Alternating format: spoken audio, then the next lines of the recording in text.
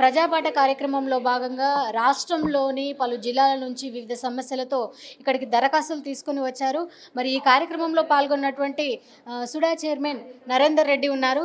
Sir చెప్పండి, దరఖాస్తుల స్వీకరణ ఇప్పటివరకు ఎంతవరకు వచ్చింది? మరి ఏ సమస్యలతో ఎక్కువ మంది ఇక్కడికి దరఖాస్తులు తీసుకొని రావడం జరిగింది? ప్రజాపాలనలో భాగంగా గాంధీ భవన్లో మా ముఖ్యమంత్రి గారు రేవంత్ రెడ్డి గారి సూచన మేరకు, అదేవిధంగా మా పిసిసి అధ్యక్షులు గారి సూచన మేరకు ఇక్కడ మేము ప్రతిరోజు ఇద్దరం చైర్మన్లం, కార్పొరేషన్ చైర్మన్లము ఈ సమస్యల మీద గాంధీ భవన్కి వచ్చినటువంటి దరఖాస్తులు ఎవరిని కూడా పరిశీలిస్తూ ఉన్నాం. తప్పకుండా ఆ డిపార్ట్మెంట్లకు సంబంధించి మేము రికమెండ్ చేస్తూ ఉన్నాం.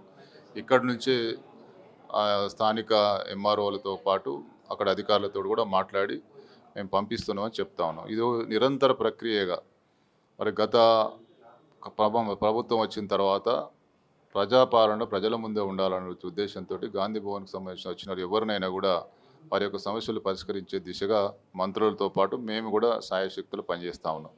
ముఖ్యంగా చాలా సమస్యల మీద గత బీఆర్ఎస్ ప్రభుత్వంలో ఇబ్బందులు పడ్డ వాళ్ళు, మరి చాలా సమస్యలు పెండింగ్ సమస్యలు ఉండి కొంతమంది వాళ్ళ భూముల మీద దాడికి చేసి వాళ్ళ భూములను కబ్జాలకు గురైన వాళ్ళు, తర్వాత ఇందిరా మిల్లకు సంబంధించినటువంటి ఎక్కడైనా చిన్న చిన్న ఇబ్బందులు, అవన్నిటికి సంబంధించిన చాలా విషయాల మీద వస్తూ ఉన్నారు. వాటన్నిటిని కూడా సాయశక్తులు మేము పరిష్కారం చేయడానికి ప్రయత్నం చేస్తూ ఉన్నాం.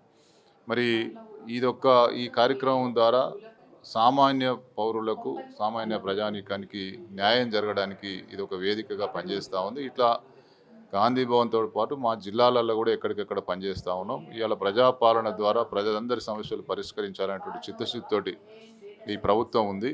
అందులో భాగంగా ఇప్పుడు ఈరోజు కూడా మేము వెన్నెల గారు సాంస్కృతిక సారథి చైర్మన్, నేను సుడా చైర్మన్గా ఈరోజు మేము ఇక్కడ గాంధీ భవన్లో కూర్చున్నాం.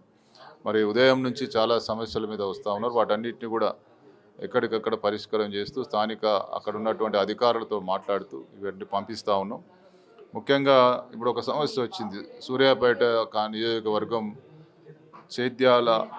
చేదెళ్ళ గ్రామానికి సంబంధించి వాళ్ళ అత్తమామ చనిపోతే ఆ భూమిని గతంలో కౌలుకి చేసిన వాళ్ళు, వీళ్ళు ముగ్గురు బిడ్డలు ఇతర గ్రామాల్లో ఉన్నటువంటి పరిస్థితులలో వాళ్ళే మరి ఆ భూమిని కబ్జా చేసి వీళ్ళకు ఎట్లా అందుబాటులో లేరు కదా అన్న ఉద్దేశంతో ఆ భూమిని కబ్జా చేసి దున్నుకుంటున్నటువంటి పరిస్థితులలో వాళ్ళు రికార్డు తీసుకొని వస్తే మేము స్థానిక ఎంఆర్ఓతో కూడా మాట్లాడడం జరిగింది. వీరికి న్యాయం చేయండి, తప్పకుండా వీళ్ళకు గతంలో ఉన్నటువంటి పాస్బుక్లు అన్నీ కూడా ఉన్నాయి.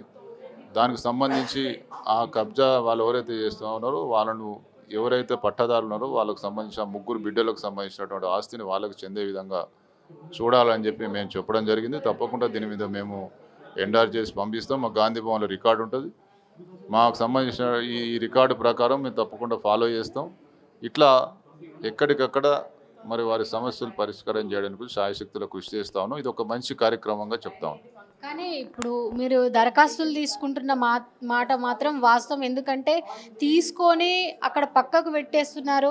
మళ్ళీ మేము వెళ్ళి అడిగితే మాత్రం ఎట్లాంటి స్పందన లేదు.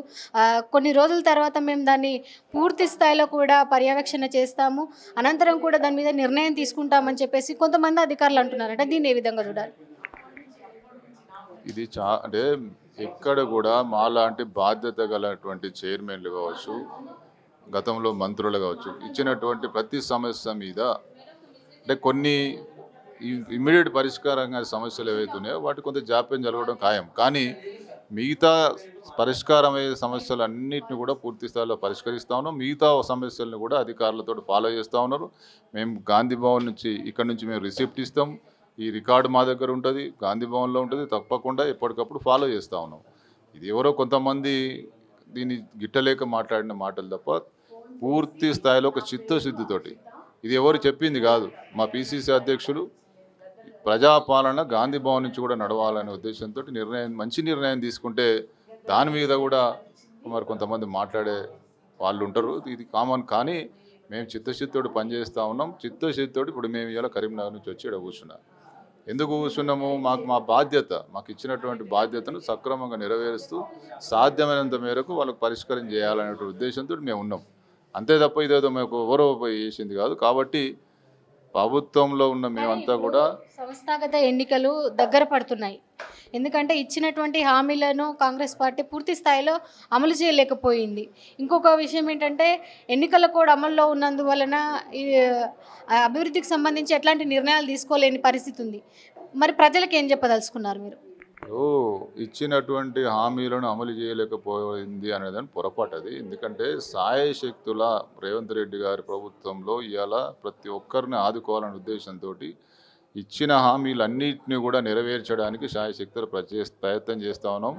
ఈరోజు చెప్పుకుంటూ పోతే అన్ని ఇచ్చిన హామీలు దాదాపు నెరవేర్చుకుంటూ ముందుకు వస్తున్నాయి. అంటే ఇన్ని ఇబ్బందులైనా కూడా ఇవాళ ఖాళీ ఖజానా అప్పచెప్పిన పరిస్థితుల్లో కూడా ఇలా వేల కోట్ల రూపాయలు రైతుల ఖాతాలో జమ చేయడంతో పాటు అన్ని వర్గాల ప్రజలను సంక్షేమ పథకాల ద్వారా అవన్నీ చెప్పాలంటే చాలా ఉన్నాయి ప్రభుత్వం చేస్తున్నటువంటి సంక్షేమ పథకాలు. అవన్నీతో పాటు రైతులను, మహిళలను, ఈ అన్ని వర్గాల ప్రజలను ఇలా ఆదుకుంటూ ముందుకెళ్తున్నటువంటి ప్రభుత్వం ఖచ్చితంగా 90% మరి ఈరోజు నెరవేర్చినటువంటి పరిస్థితుల్లో ఈ ప్రభుత్వం రాబోయే ఎన్నికలు ఖచ్చితంగా ప్రజల యొక్క అభిమానాన్ని చూరగొని, ప్రజల యొక్క మరి ఆదరణ చూరగొని తప్పకుండా ముందుకెళ్తే దానిలో ఎటువంటి అనుమానం లేదు. అదేవిధంగా ఇలా ప్రజాపాలన ద్వారా ప్రతి ఒక్కరి సమస్యలు పరిష్కరించడం కోసం నిరంతరం పనిచేస్తూ ఉన్నాం. దీంట్లో ప్రభుత్వ చిత్తశుద్ధి అనేది ఖచ్చితంగా నిరంతరం ముఖ్యమంత్రి గారితో పాటు ప్రతి ఒక్కరం కూడా నిరంతరం ఈ చిత్తశుద్ధితో పనిచేస్తున్నాం కాబట్టి ప్రజలు సంతోషంగా ఉన్నారు. ఎక్కడన్నా కొన్ని జటిలమైనటువంటి సమస్యలు ఉంటే వాటిని కూడా రాబోయే రోజుల్లో మరి ఇప్పుడు భూభారత్ ఉంది, భూభారత్లో కొన్ని ఇంకా కొద్దిగా ఏ అయితే అప్లికేషన్లు ఎక్కువ సమస్యలు ఉన్నాయో వాటిని కూడా మళ్ళీ రెక్టిఫై చేసుకుంటూ రెక్టిఫై చేసుకుంటూ ముందుకెళ్తాం. ఒకటే రోజు అన్ని సమస్యలు పరిష్కారం కావాలంటే కావు. కాబట్టి గతంలో ఉన్నటువంటి పరిస్థితి, గతంలో చెప్పులరిగేట తిరిగి ధరణి ద్వారా ఎన్నో ఇబ్బందులు పడ్డటువంటి ప్రజలు ఇవాళ 90% మరి భూభారత్ ద్వారా పరిష్కారం అయ్యే అవకాశం ఉంది. ఇంకేమైనా 5-10% ఉంటే దాన్ని కూడా ప్రభుత్వం పరిశీలనలోకి తీసుకొని రాబోయే రోజులు అన్ని సమస్యల పరిష్కారానికి ముందుకెళ్తాం. మొత్తంగా చూస్తే ఇప్పుడు ఉన్నటువంటి ఏదైతే సంస్థాగత ఎన్నికలకు కొద్ది సమయము ఉంది. అదేవిధంగా పూర్తి స్థాయిలో కూడా ఇప్పటికీ రైతులకు సంబంధించినటువంటి 9 రోజుల్లో 9,000 కోట్లను కూడా అటు రైతులకు అందుబాటులో ఉంచింది. అదేవిధంగా ఉన్నటువంటి ఏదైతే హామీలు ఇచ్చారో హామీలు పూర్తి స్థాయిలో అమలుపరచడానికి కూడా ఇంకా కొంత సమయం ఉంది. ఆ సమయానుగుణంగా కూడా ఇప్పుడు ప్రజాబాటకు సంబంధించినటువంటి అన్ని దరఖాస్తులను రాష్ట్ర వ్యాప్తంగా కూడా తీసుకుంటున్నాము. పూర్తి స్థాయిలో దాన్ని పర్యవేక్షణ చేసిన అనంతరం కూడా సమస్యలను కూడా పూర్తి స్థాయిలో పరిష్కరిస్తామంటున్నారు SUDA chairman Narender Reddy. Video journalist రంజిత్తో రాణి, గాంధీ భవన్.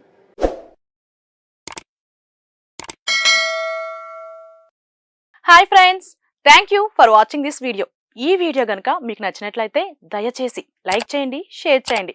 ముఖ్యంగా మా ఛానల్ 24/7 న్యూస్ టీవీని సబ్స్క్రైబ్ చేసుకోండి.